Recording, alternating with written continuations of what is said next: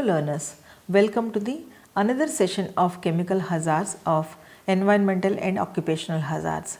Today we are going to discuss about corrosive chemical materials. Before going into the details of this one, we have to recapitulate what we have studied and learnt in the previous session. So in the previous session, we have discussed about hazardous materials and waste which are a part of many working situations and also environments that can be found in many types of facilities and job sites. It is very important for employees to know how to recognize these potentially dangerous substances and chemicals and how to use and dispose of them properly. And applications of chemical sciences have contributed significantly to the advancement of the human civilization. So the chemical industry has been a vital sector of the modern industrialized economy. The production, processing and the use of chemicals in modern society that has been accompanied by global scale environmental pollution and also natural resource depletion and health impacts. So the depletion of the stratospheric ozone layer by the chlorofluorocarbons and also the bioaccumulation of chlorinated organic pesticides in the food chain that demonstrates the need for more comprehensive consideration of the potential impacts of chemicals that are using in society today. So today we are going to discuss about what is meant by the chemical hazard. So a chemical hazard is one of the occupational hazards that is caused by the exposure to chemical substances in the form of either liquid or gas. Sometimes it may be a solid also which is present in the workplace. So chemical exposure in certain occupations that can cause acute or long-term adverse effects on health. So when exposed to a chemical substances that acts in three different ways. One is the local action and the other way is the inhalation and the third one is the ingestion. So if we will look into that hazard pictographs that are the type of labeling systems that alerts people at a glance that there is something hazardous in nature which is present. So these symbols help to identify whether these chemicals are going to be in use and they may pose potentially adverse effects and also they may cause the physical harm or harm to the environment. So these symbols which are distinctive in nature and they are shaped like diamond with red borders. So depending on the nature of the chemicals, the chemical hazards are classified into three types. Flammable chemical materials that is any form of the chemical substances either solid, liquid, vapor or gas that catch fire instantly and burns immediately in the presence of air. This part we have discussed. And the second is the corrosive chemicals, that is corrosive chemicals which are the substances that can cause the destruction or permanent damage to the human skin tissue in contacted area or it may be a metal also. So they can be a liquid or solid or gases that can also have adverse health effects to the eyes, skin and respiratory tract. So this thing we are going to discuss today. And also third variety is that is a reactive materials. So reactive materials are the substances that have the tendency to decompose spontaneously and sometimes vigorous reaction takes place when contact with the other chemicals because of the inherent properties. So learner, today we are going to discuss and learn about what are the corrosive chemical materials and how it will damage to the human beings as well as the general environment. So what are the corrosive materials or chemicals? So these are the substances that can cause destruction or permanent damage to the human skin tissue in the contacted area or it may be any material which is made up of the metals. So they can be liquids, solids or gases and also have the adverse health effects to the eyes, skin and respiratory tract. So according to the Occupational Safety and Health Administration, so the corrosive substances or corrosive chemicals is a chemical that produces destruction of skin tissue like visible necrosis through the epidermis and also into the dermis and at least one of 3 tested animals after exposure up to 4 hours duration. So the corrosive reactions are clearly mentioned by the ulcers and bleeding and then scab and also by the end of the observation of the 14 days. So, this is the stipulated time. So, this time if you will observe, we can say that it is a damage because of that particular corrosive chemical. And also sometimes discoloration due to the what is that, blanching of the skin, that is a complete areas of the alopecia, that means the loss of hair and scars can be observed. Rust and also electrochemical oxidation are also some of the forms of the corrosion that occurs on metals. But these typically occur in much slower time scale, and also they are not particularly the health effect and are not usually noted on the safety data sheet, that except that perhaps in storage recommendations. So, many chemicals, they are commonly used in the labs or the laboratories, are corrosive or irritating to body tissue. They present a hazard to the eyes and also skin by direct contact to the respiratory tract by the inhalation or the ingestion or the swallowing, to the gastrointestinal system by the ingestion. So, these corrosive chemicals are the substances, they will destroy or damage living tissue by the direct contact. For example, some acids, bases and the dehydrating agents and oxidizing agents and some of the organic compounds are also corrosive in nature. If we will consider examples of the acidic corrosives, if we will consider some inorganic acids, that is a hydrochloric acid or nitric acid, sulfuric acid. If you will go for the organic acids like acetic acid and propionic acid, and some alkaline or basic corrosives are also there, like sodium hydroxide, potassium hydroxide, and some dehydrating agents are also corrosive in nature, like phosphorus pentoxide and calcium oxide. And some oxidizing agents, they are also corrosive in nature, like halogen gases, hydrogen peroxide if it is concentrated one, and perchloric acid. These are considered under this one. And if we will consider the organic corrosive substances like butylamine is a typical example.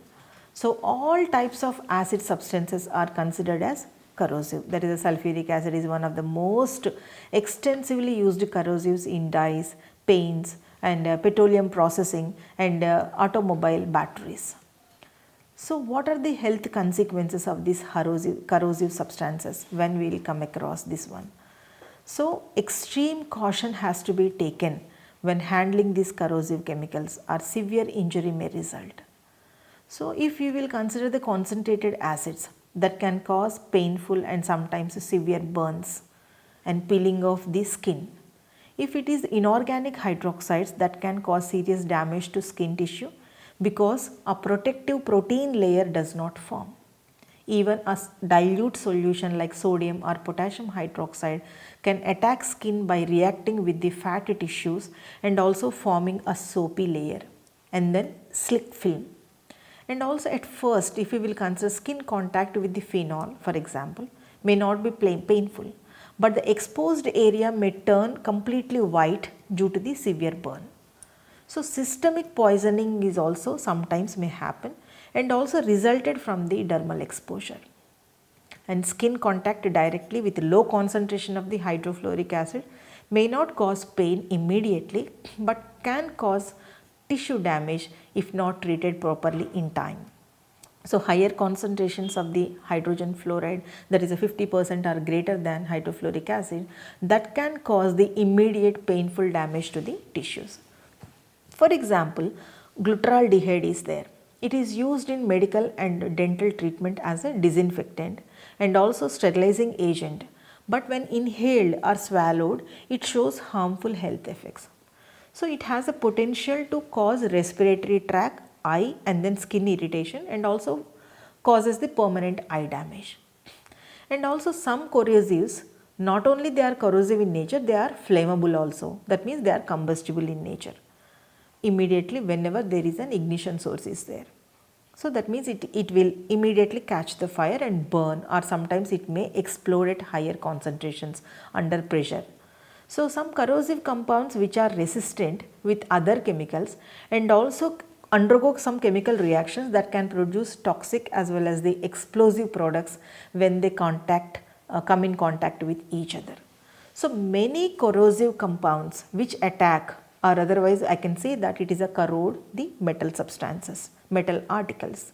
So contact with the corrosives are the corrosive substances that can damage the containers, equipment, installation, and also the building components that is made from the unsuitable materials.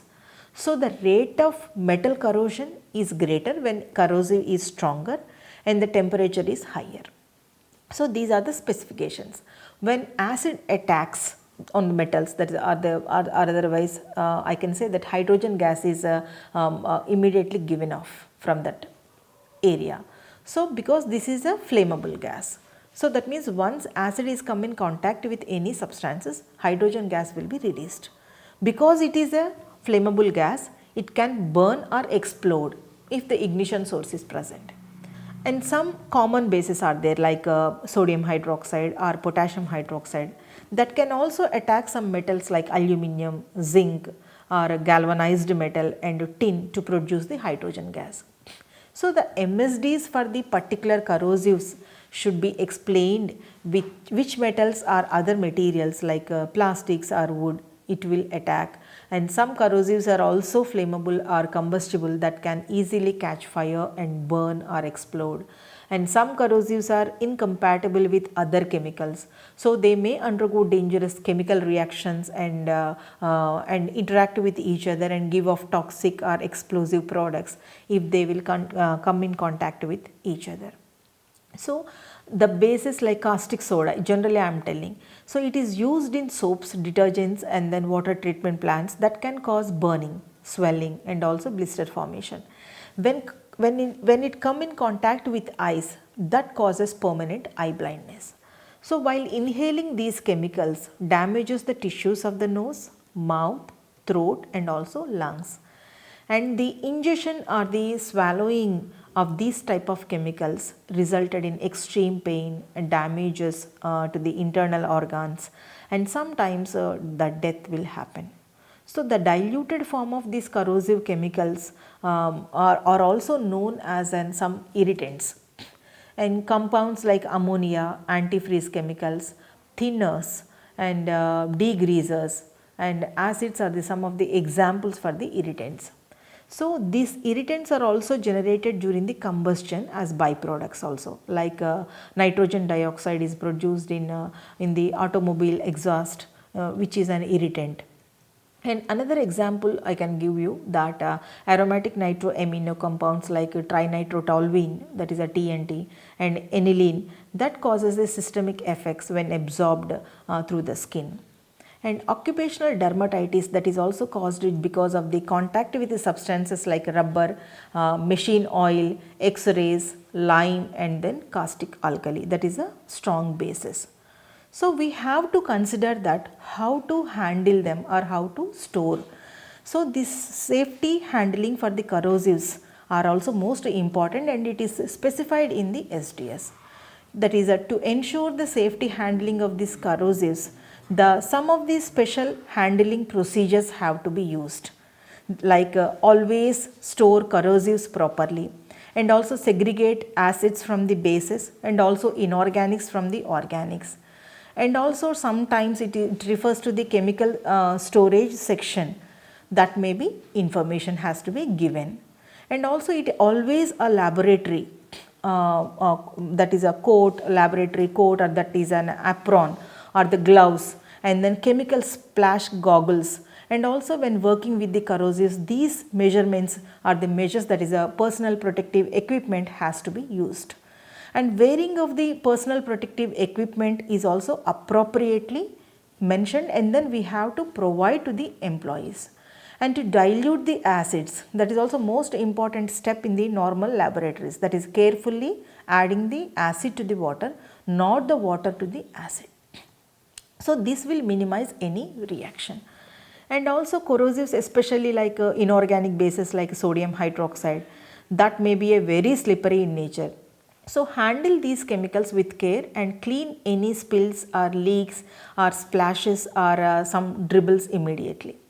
So, in the working in a chemical fume hood, when handling fuming acids or volatile irritants like ammonium hydroxide, so there should be a continuous flow eye wash station should be in every working area where corrosives are present. So the emergency shower that is also should be installed within the 55 feet of that area. So far we have seen that some of the compounds which are corrosive in nature. If we will consider the corrosive liquids like mineral acids, alkali solutions and also some oxidizers, they represent a very significant hazardous effect because of the skin or the eye contact that can readily occur from the splashes, and their effect on the human tissue generally plays a very rapidly, like for example bromine or sodium hydroxide or sulfuric acid and hydrogen peroxide are some of the examples of highly corrosive liquids. So some important points here we have to consider are the the eyes which are particularly vulnerable in nature. So it is therefore essential that approved eye and face protection has to be worn in all laboratories where corrosive chemicals are handled, and also gloves which are chemically resistant and protective clothing should be worn to protect against the skin contact. And to avoid flash steam explosion because of the large amount of the heat is evolved, so always adds acids or bases to water and not the reverse way. And acids and bases must be segregated for the storage, and liquid corrosives that should be stored below the eye level, and adequate quantities of the spills and the control measures should be readily available, and also the specialized spill kits for acids as well as the bases which are available through the most of the chemicals and laboratory safety supply catalogs. And corrosive gases and then vapors are also hazardous in nature, and also it will be given an adverse effects for the all parts of the body, that is a certain organs like eyes and the respiratory tract which are particularly sensitive in area. So here the magnitude of the effect is associated with the solubility of the material and also in the body fluids. So highly soluble gases like ammonia or the hydrogen chloride, they can cause the severe nose and throat irritation. And other substances like the lower solubility like nitrogen dioxide or phosgene or sulfur dioxide, they can penetrate deep into the lungs. So warning properties like odor or eye, nose or respiratory tract irritation, that should be inadequate with the some substances.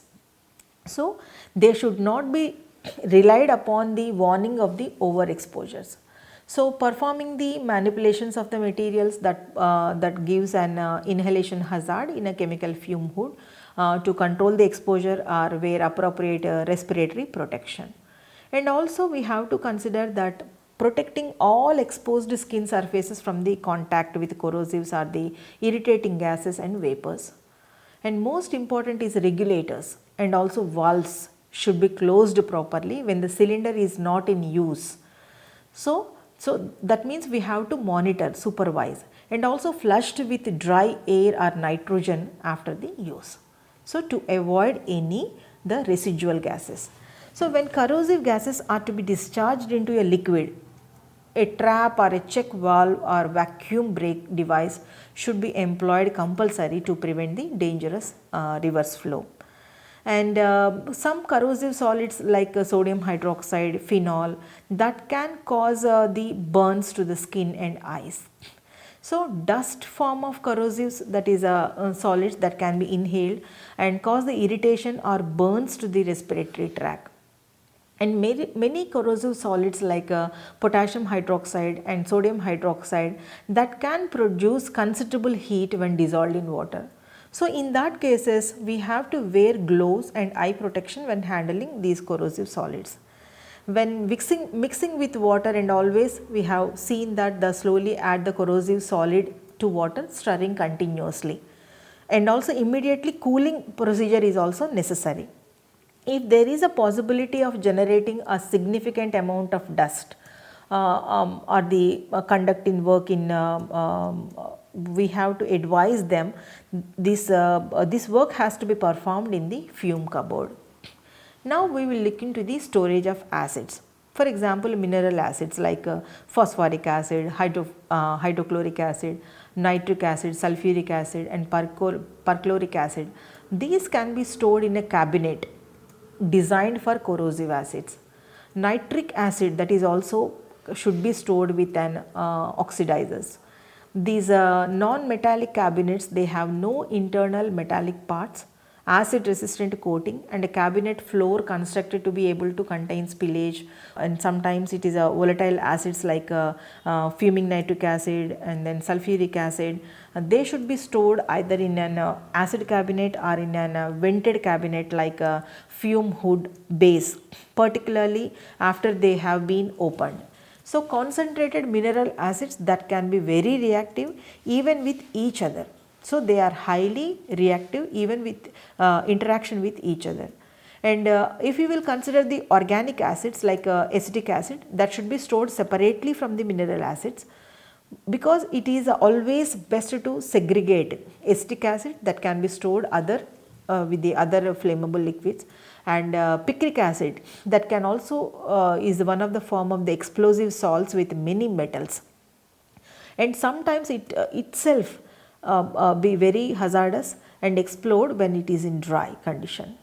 So, it is incompatible with other storage groups and also should be stored separately. So, perchloric acid, which is an extremely powerful oxidizer, and it should be kept away from the all organic minerals. It should also be stored separately. So, corrosive materials pose serious immediate risk to the skin, tissues, eyes and also other parts of the body. So, any body part coming in contact with corrosive material, that should be flushed with water immediately, and then medical attention or the opinion should be sought compulsory. So, almost every medical resources, and then there should be a standard SDS, like the water flushing should last for 15 minutes. However, there is some question whether such long flushing periods may offer significant benefit in all cases, particularly when it could be unnecessary delay the course of emergency treatment. So, these things have to be maintained.